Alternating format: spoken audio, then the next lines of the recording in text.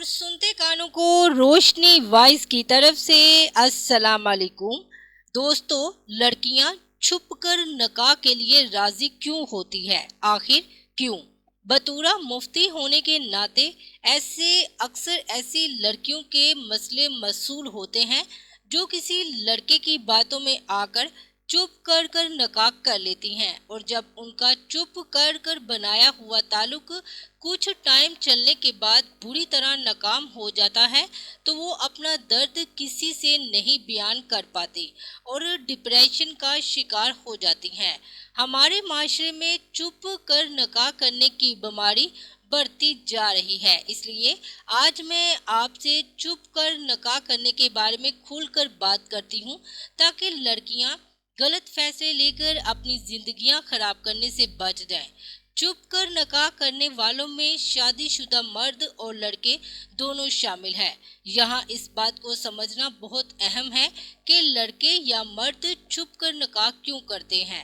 ہمارے ہاں بے شمار عادی مذہبی یا خود کو سمجھدار سمجھنے والی لڑکیاں جب کسی لڑکے کو اپنے جسم کو ہاتھ نہیں لگانے دیتی تو لڑکا خود کو سچا ثابت کرنے اور لڑکی کو اپنے ساتھ جسمانی تعلق کے لیے راضی کرنے کے لیے چھپ کر نکاح کرنے کا پلان پیش کرتا ہے، اور اکثر کچھ ہوس کے مارے لوگ نکاح نہیں کرتے۔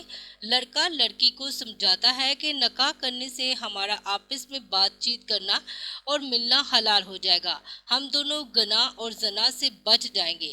مذہب کے علاوہ بھی شادی شدہ مرد جب کسی لڑکی کا جسم حاصل کرنا چاہتے ہیں تو وہ اسے سمجھاتا ہے کہ ابھی ہم چھپ کر نکاح کر لیتے ہیں، وقت آنے پر سب کو بتا دیں گے، اور وہ وقت حقیقت میں بھی نہیں آتا، اگر آ بھی جائے تو اپنے ساتھ ذلت اور زمانے بھر میں رسوائی کے علاوہ کچھ نہیں لاتا۔ لڑکیاں چھپ کر نکاح کے لیے اس لیے راضی ہوتی ہیں کہ انہیں لگتا ہے کہ اس طرح وہ اپنی محبت یا پسند کے مرد کو حاصل کر لیں گی، حالانکہ وہ اس بات سے ناواقف ہوتی ہیں کہ بیوی یا شوہر انعام کی طرح ہوتا ہے جو معاشرے میں عزت کا باعث بنتا، چوروں کی طرح بنائے کسی رشتے کا معاشرتی کوئی مقام نہیں ہوتا۔ دوہری زندگی گزارنا انسان کو ذہنی اذیت میں مبتلا کرتا ہے۔ میں قرآن اور حدیث کے مطالعے سے اس نتیجے پر پہنچے ہوں کہ نکاح کا مطلب اعلان ہے، جیسا کہ حدیث سے ثابت ہے کہ آپ جس رشتے کا اعلان نہیں کر سکتے اسے بنانے کا کوئی بہانہ قبول نہ کریں۔